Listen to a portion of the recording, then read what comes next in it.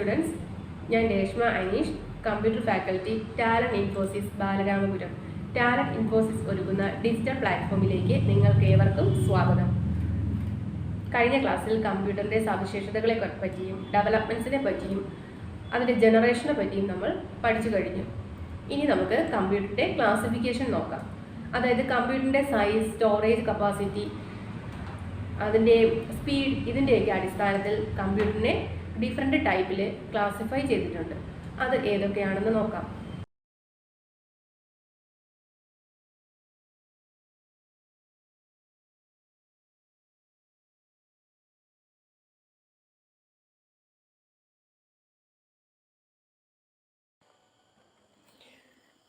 Classification of computers.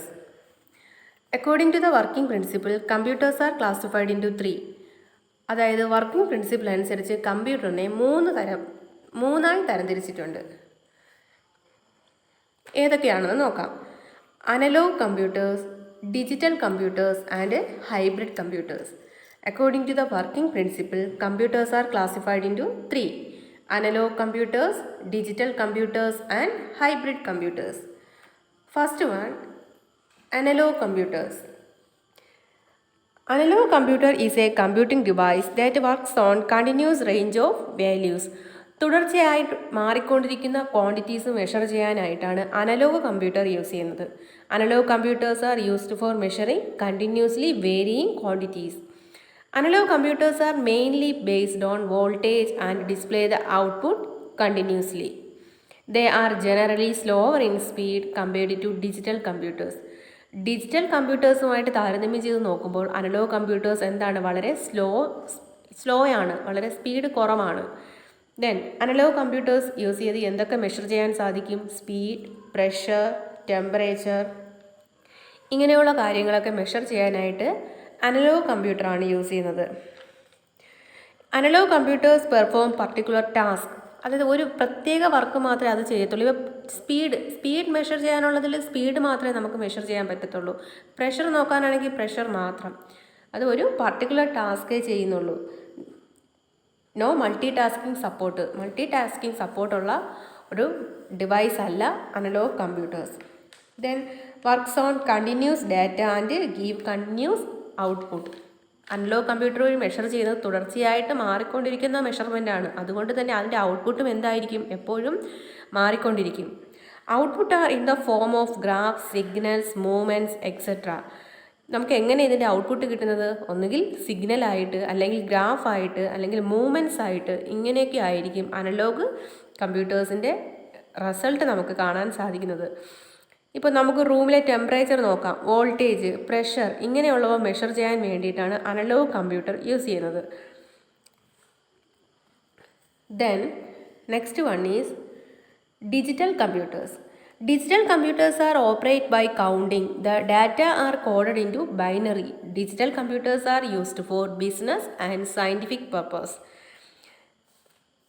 Digital computers are operated by counting. Digital computers എന്തിനാണ് use ചെയ്യുന്നത്? കൗണ്ടിങ്ങിനാണ് use ചെയ്യുന്നത്. The data are coded into binary. Digital computers are used for business and scientific purpose. Digital കമ്പ്യൂട്ടേഴ്സിൽ ബൈനറിയാണ് use ചെയ്യുന്നതെന്ന് പറഞ്ഞു. ബൈനറിയിൽ ഏത് നമ്പർ സിസ്റ്റമാണ് വരുന്നത്? 0 and 1. 0 means off position, 1 means on position.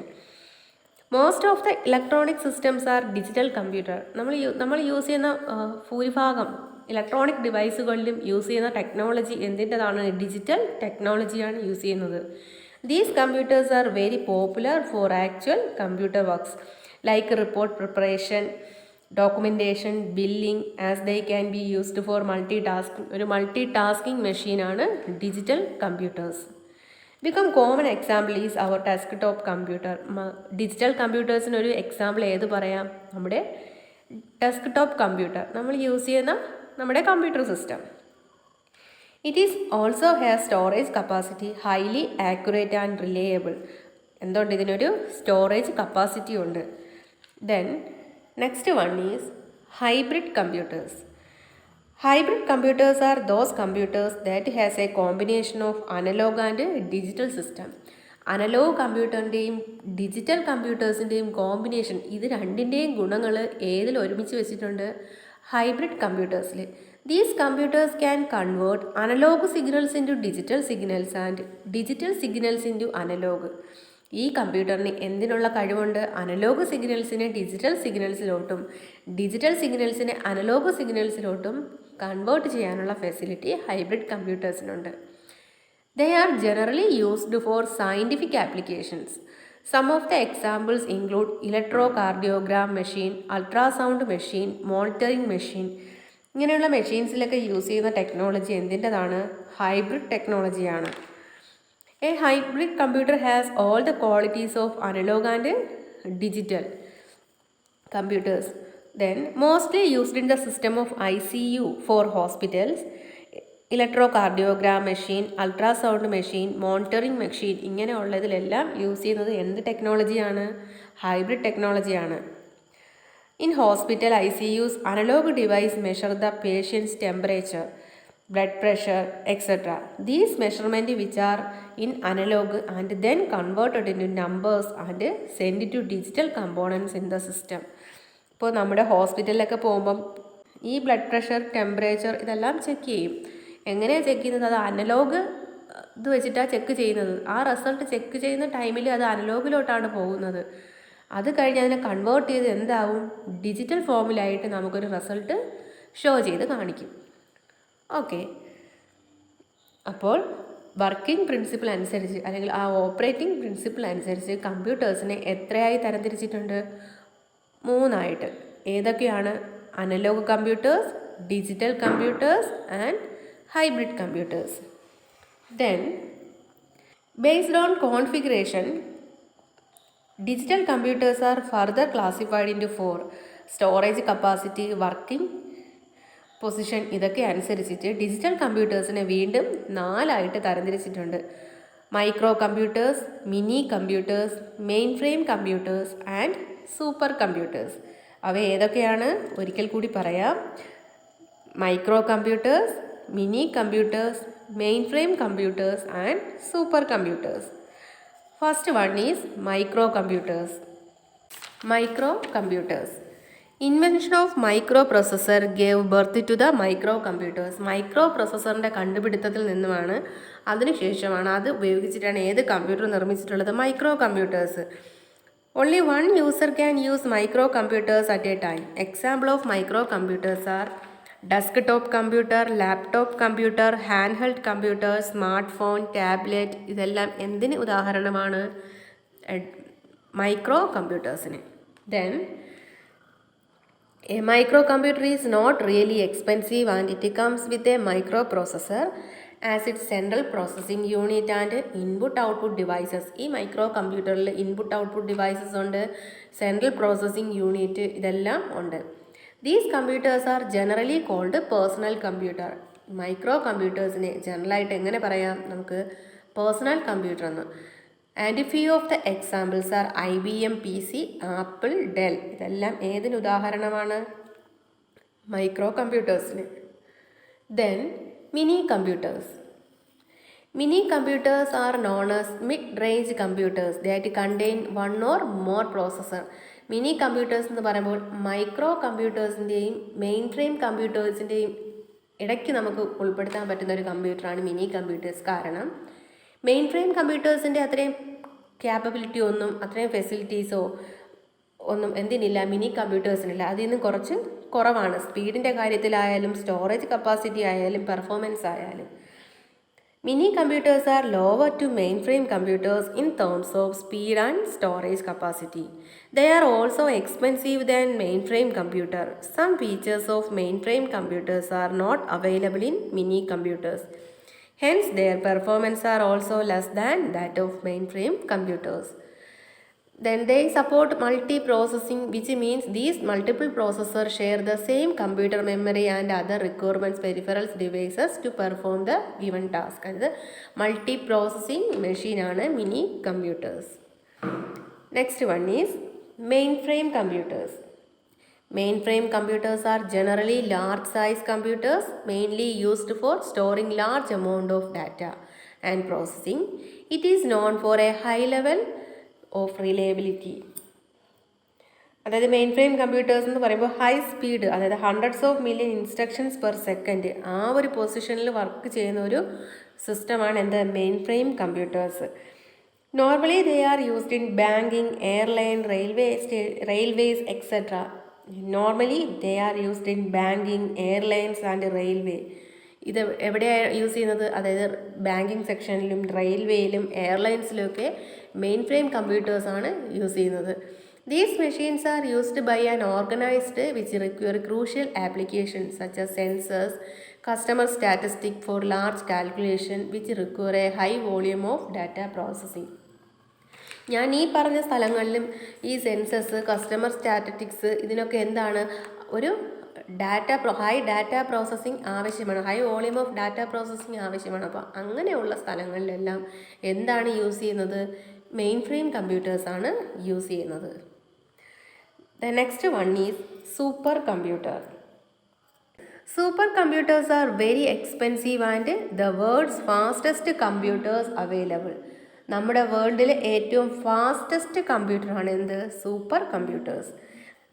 These computers have thousands of processors that perform billions of calculations per second and hence the fastest known ever. Supercomputers are used extensively in enterprises and organizations that require massive calculations. The speed of traditional computer is measured in terms of MIPS. നമ്മുടെ സാധാരണ കമ്പ്യൂട്ടറൊക്കെ എന്തിലാണ് measure ചെയ്യുന്നത്? MIPS means million instruction per second. ഒരു per സെക്കൻഡിൽ എന്താണ്? Million നിർദ്ദേശങ്ങളാണ് കൊടുക്കുന്നത്. എപ്പോൾ? ഒരു പെർ സെക്കൻഡിൽ. ബട്ട് ഇൻ കേസ് ഓഫ് സൂപ്പർ കമ്പ്യൂട്ടറിൻ്റെ കാര്യത്തിൽ പെർ സെക്കൻഡിൽ എന്താണ്? നിർദ്ദേശങ്ങളല്ല, ഓരോ ഫങ്ഷൻസ്, ഓപ്പറേഷൻസ് ആണ് നടക്കുന്നത്. The speed of supercomputer is measuring in million operation per second. അപ്പോൾ നമ്മുടെ സാധാരണ കമ്പ്യൂട്ടറിൽ എങ്ങനെയാണ് മെഷർമെൻറ്റ് വരുന്നത്? The speed of computer is measuring in terms of MIPS, million instruction per second. But in supercomputer is measuring in MOPS, million operation per second. The supercomputer solve a range of large-scale problems which require extensive numeric calculations. They are mainly used to study weather, forecasting, molecular structure, etc. The latest supercomputer is Param-Padma, developed by Indians. Weather, കാലാവസ്ഥ പഠനത്തിനും molecular structure, ഇതിനൊക്കെ എന്താ use ചെയ്യുന്നത്? Super കമ്പ്യൂട്ടേഴ്സാണ് use ചെയ്യുന്നത്. നമ്മുടെ India വികസിപ്പിച്ചെടുത്ത ഒരു super കമ്പ്യൂട്ടറുണ്ട്. ഏതാണ്? പരം-പദ്മ. ഓക്കെ. ദെൻ ഞാൻ കുറച്ച് മുമ്പ് പറഞ്ഞു മൈക്രോ കമ്പ്യൂട്ടേഴ്സിന് എക്സാമ്പിൾസ് എന്തൊക്കെയാണ് മൈക്രോ കമ്പ്യൂട്ടേഴ്സ് കാറ്റഗറിയിൽ വരുന്നത്, അല്ലെങ്കിൽ മൈക്രോ കമ്പ്യൂട്ടേഴ്സിൻ്റെ സബായിട്ട് വരുന്നത്? Desktop computer, laptop computers, smart phone, tablet, PDA. Okay, നമുക്കതെന്താണെന്ന് നോക്കാം. Desktop computer. The desktop computer belongs to the category of the microcomputer. ഏത് കാറ്റഗറിയിൽ ഉൾപ്പെടുന്നതാണ് desktop computer? Micro computer. It is also called a personal computers and stationary PC.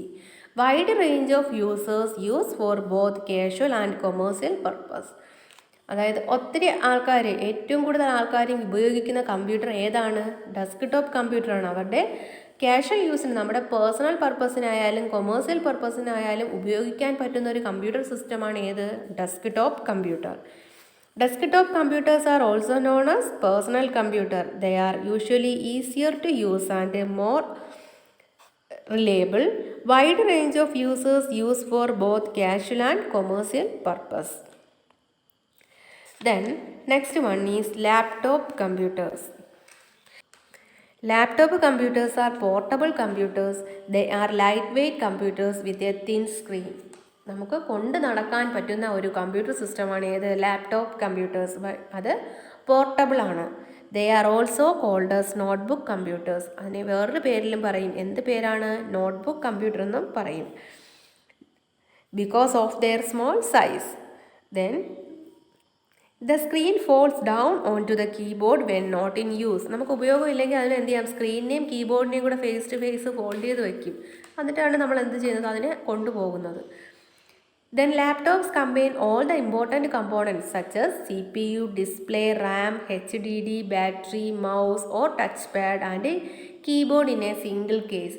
നമ്മുടെ laptop കമ്പ്യൂട്ടറിലും നമ്മുടെ desktop കമ്പ്യൂട്ടറിൻ്റെ പോലെയുള്ള എല്ലാ പാർട്സും ഉണ്ട്. പക്ഷേ ഇൻ കേസ് ഡെസ്ക്ടോപ്പ് കമ്പ്യൂട്ടറിൽ പറയുമ്പോൾ എന്താണ്, എല്ലാം സെപ്പറേറ്റ് പാർട്സുകളായിട്ടാണ്. ബട്ട് ലാപ്ടോപ്പിൽ ഇതെല്ലാം ഈ ഒരു ഒറ്റ സെറ്റായിട്ടാണ് വെച്ചിരിക്കുന്നത്. അതിൽ മൗസിന് പകരം ടച്ച് പാഡാണ്, കീബോർഡെല്ലാം അതിൽ കൂടെ തന്നെ ജോയിൻ ചെയ്ത് വെച്ചിട്ടുണ്ട്. നമുക്ക് വേണമെങ്കിൽ അഡീഷണൽ കീബോർഡ്, മൗസ്, സ്പീക്കർ ഇതെല്ലാം ലാപ്ടോപ്പിൽ കണക്ട് ചെയ്യാൻ സാധിക്കുന്നതാണ്. Then next one is smart phones. Smart phones R another example of portable micro computer. Laptop പോലെ തന്നെ പോർട്ടബിൾ ആയിട്ടുള്ള ഒരു കമ്പ്യൂട്ടറാണ് ഏത്, smart phone. Today's latest smartphones have almost similar capabilities to a computer and many other unique features from simple communication to advanced recognizing a person by its fingerprint. ഇപ്പോഴത്തെ smart ഫോൺസിൽ എന്താണ് latest technologies എല്ലാം നമ്മുടെ കമ്പ്യൂട്ടറിൽ ചെയ്യാൻ പറ്റുന്ന വർക്കുകളെല്ലാം നമുക്ക് മിക്കവാറും വർക്കുകളും നമുക്കിപ്പോൾ എന്തിൽ ചെയ്യാനുള്ള ഫെസിലിറ്റീസ് ഉണ്ട് സ്മാർട്ട് ഫോൺസിൽ. അതുകൂടാതെ തന്നെ അഡീഷണൽ കുറച്ച് കാര്യങ്ങളും നമുക്ക് ഏതിൽ ഈസി ആയിട്ട് ചെയ്യാൻ സാധിക്കും, സ്മാർട്ട് ഫോണിൽ ചെയ്യാനായിട്ട് സാധിക്കും. Then tablet are the other types of micro computers are thin in width and light in weight. Let's make you write notes or draw on the display screen with both fingers or pen. Stylus എന്ന് പറയുന്നൊരു പെന്നുണ്ട്. ആ pen വെച്ച് നമുക്ക് എന്ത് ചെയ്യാം, draw എഴുതുകയോ ചെയ്ത് സ്ക്രീനിൽ ചെയ്യുമ്പോഴത്തേക്കും നമുക്കത് നമ്മുടെ മൊബൈലിൽ ചെയ്യുന്നതൊക്കെ അറിയാമല്ലോ, സ്ക്രീനിൽ വരും. ഇല്ലാന്നുണ്ടെങ്കിൽ നമുക്ക് എന്ത് ചെയ്യാം, ഫിംഗർ യൂസ് ചെയ്ത് എഴുതുകയോ വരയ്ക്കുകയോ എല്ലാം ചെയ്യാൻ സാധിക്കും. Tablets can be universal solution for some people. This device has a keyboard and it is controlled by the touch panel like a smartphone. Smart ആ ഒരു ടച്ച് പാനൽ വഴി ഒരു ടച്ച് സ്ക്രീനൊക്കെ ഉണ്ടല്ലോ, കീബോർഡൊക്കെ അങ്ങനെയാണ് വർക്ക് ചെയ്യുന്നത്, അഡീഷണൽ കീബോർഡ്സ് അല്ല. But like a laptop you can also use an additional physical keyboard with a tablet by connecting it with USB cable. നമുക്ക് ഈ ടാബ്ലറ്റിൽ എന്ത് ചെയ്യാം, കീബോർഡ് കണക്ഷൻ ചെയ്യാം. എന്നാൽ എന്ത് ചെയ്താൽ മതി, ഒരു അഡീഷണൽ USB കേബിൾ വെച്ചിട്ട് നമുക്ക് കീബോർഡ് കണക്ഷൻ ചെയ്ത് ടാബ്ലറ്റിൽ യൂസ് ചെയ്യാൻ സാധിക്കും. Next one is PDA, personal digital assistant. PDA, handheld computers. PDA is another portable handheld microcomputer that stands for Personal Digital Assistance. The size of this device is small enough to be carried almost everywhere. With board functionality, PDAs are depending on the inbuilt battery. The difference between today's smartphones and PDAs is really noticeable. That is performance.